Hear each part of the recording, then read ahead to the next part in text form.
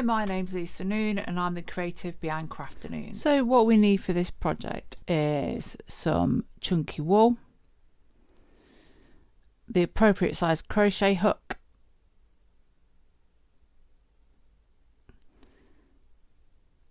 a pair of scissors, a stitch marker, an embroidery needle, and obviously a beverage of your own choice.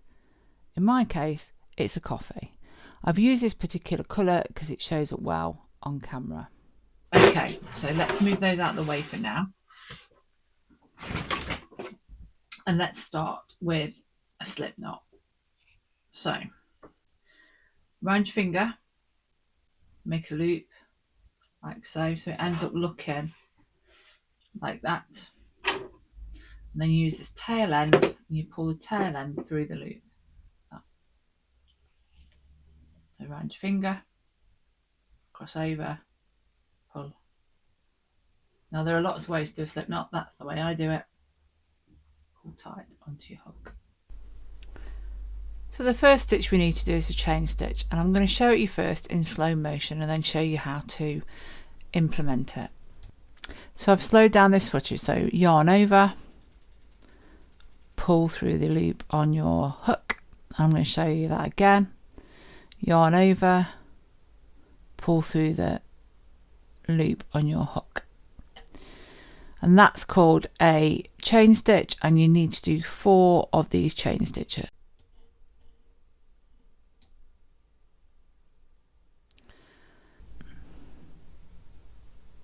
So now I want to show you which chain stitch we're going to go into. It's this one, the very first one that you did. It's the 4th chain from the hook, and you're going to put your hook in there, and that's where we're going to start to make our loop. So now we're going to go into the 4th chain from the hook. We're going to move our tail yarn out of the way. We're going to yarn over and we're going to slip stitch through both, and then we're going to do a chain stitch. And now we're going to find the hole. So you can see where my finger is, there's a hole there. That's where the middle of our loop is that we've created, and we're going to work into that loop. So we're going to put our hook in, pull up a loop, yarn over and pull through both loops, and this is a double crochet in UK terms. We've got to do 6 of these. I'm going to do it again. I'm going to actually pop a stitch marker on to indicate my first stitch before I move on. And now I'm going to do 5 more double crochets into it. So pull up a loop, yarn over, pull through 2, pull up a loop, yarn over, pull through 2, pull up a loop, yarn over, pull through 2, pull up a loop, yarn over, pull through 2, pull up a loop, yarn over, pull through 2. And now if you're not sure whether you've got enough stitches, it's good to count. I'm back to the beginning, so I've been counting as I've gone along, and I'm going to go back into, I'm going to slip stitch into where my stitch marker was, and then I'm going to chain 1.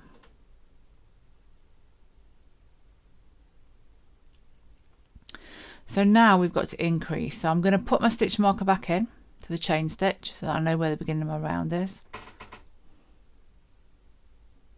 This stitch marker is particularly tricky to get in.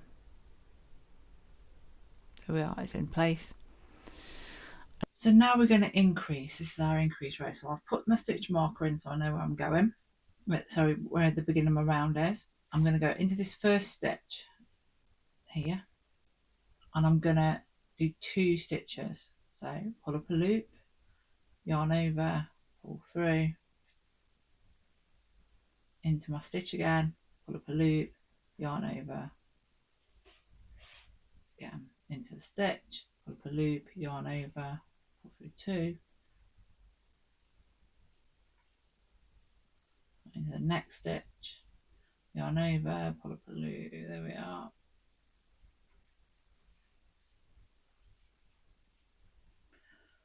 So we started with 6, we should have 12 stitches when we get back to our stitch marker.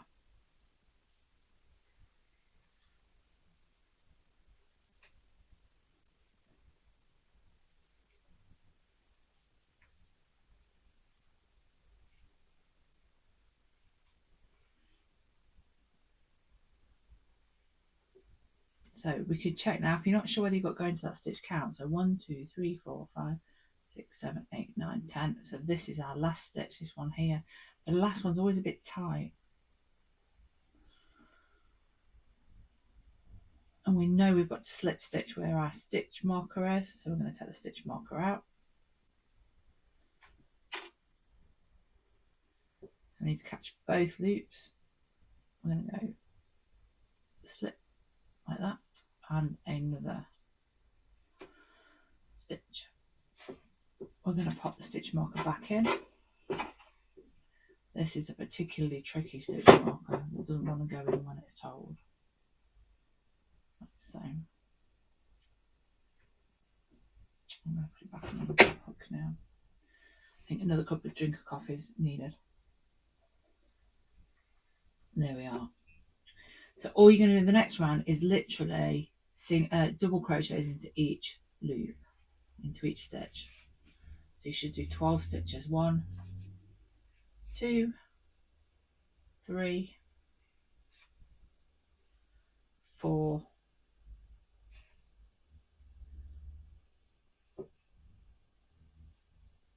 5, 6, 7. That one isn't quite right, I can feel it. 7, that's better. 8, 9, 10, 11,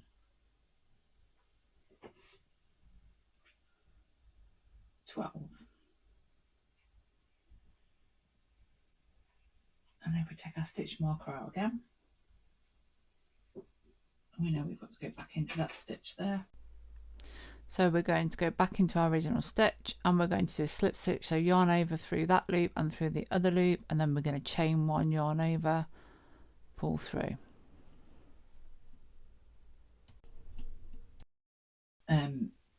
Chain there.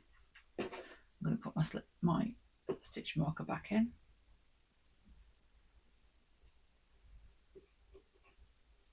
And now we're going to do what they call an invisible decrease. I'm just going to grab my embroidery needle to show you.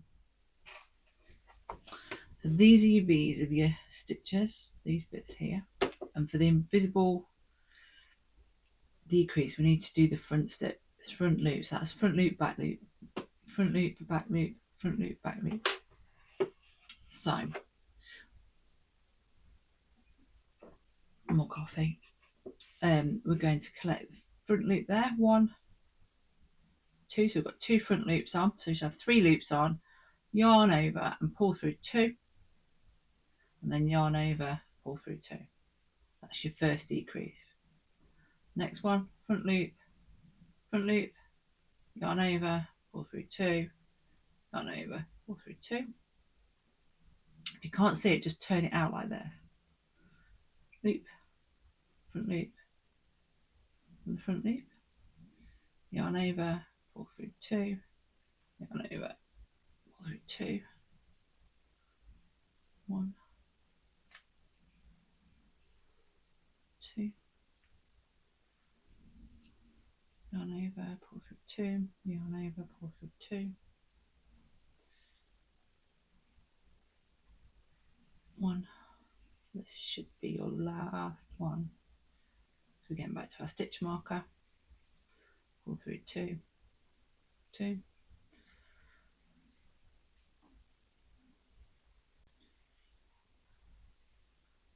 there is another one there. Can you see it? There and there. That's your last decrease there and there. So sometimes I think this is the trickiest bit of these balls. 1, 2. So it's always useful to count your stitches. Pull through 2, 2, and that's our ball finished. We're then taking our stitch marker out. We're going to slip stitch and then chain 1. Finish. So I am cutting off my yarn, and then I am pulling the yarn end through and pulling tight to finish my stitch. Is just sew up this bottom. So I'm just going to thread my embroidery needle like so. I'm going to weave it in and out of that first row of stitches. Now sometimes when you do this, you'll see what I mean in a minute, you create more holes which you may have to just catch with your needle. Give it a bit of a wiggle. So here, look, it's pulling these stitches as well. So I'm just going to weave back through there and just close those up like that. And then back around the centre to make sure there are no holes in my work at all, like that. One more stitch for good luck. Then I'm going to just stick it through the centre like that to get rid of that. And the next stage is to stuff it and sew it up. Okay, so we've got a little bit of stuffing. That's far too much for what I need, but it was easy just to grab that last slurp of coffee. Cool mug, look, Little Miss Motorhome. My son bought it me, my eldest son. Okay, so we have got our little ball shape. We've got two tail ends. One is the one from inside, from the bottom, so I'm just going to disappear that inside. Like so. And then I'm just going to grab a tiny bit of stuff. Now don't overstuff them, because what will happen is you'll end up with holes. You just need enough to give it a shape.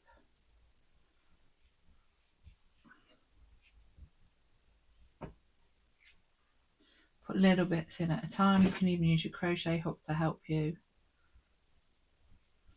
And if your fingers are too big and squidgy like mine are, my thumbs are quite big. And now I'm going to thread my needle. Move that out of the way.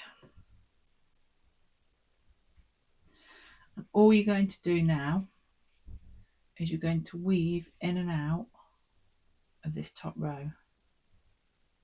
Like so. So I'm going in and out of this top row of stitches like that to gather. Like so. Gather. So. Gather. When it pulls it tight, I'm just going to do a few stitches across the top. And if you're making a garland, this is when this bit disappears, you take it off. If you're making something that you've got to hang them, you can use these to hang on your tree, like so. So if I was using them to hang on a tree as an ornament, I would leave a loop like that, hold it, and then I would darn it, sew it up like so to secure the loop. Good to go. Like that. If I was doing it as a, here's one I prepared earlier. If you are of a certain age, you'll remember that from Blue Peter. Just going to stuff this one.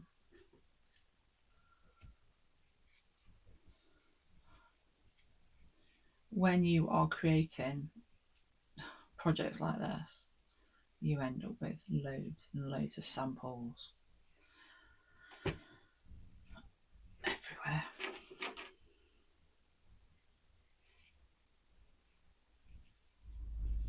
There we go. I'm going to thread my needle and do the same again for this one. So I'm going to weave in and out, start to put it all together.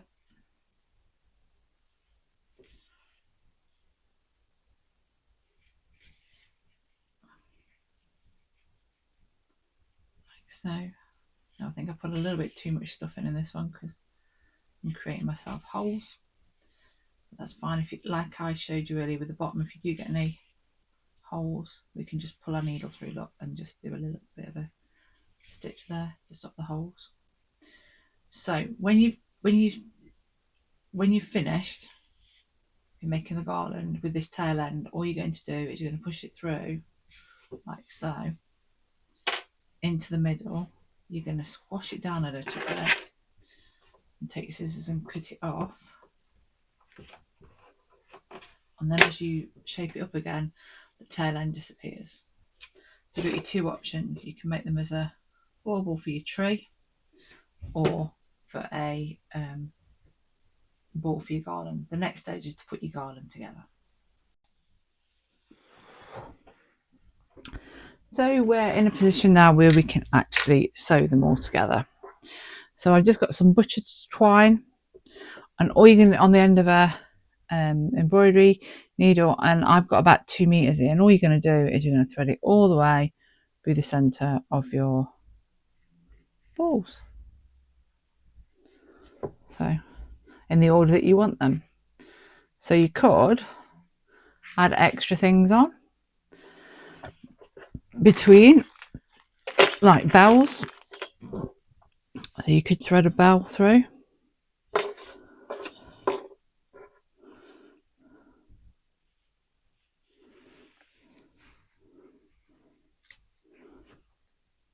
And all you're doing is put them through until you're happy with what you've got.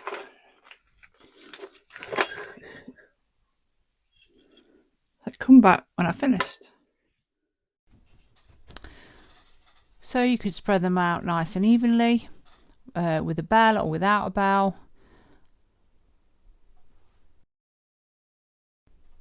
Or you can make lots of them and push them together to make them a little bit dense like this, again with or without things in between.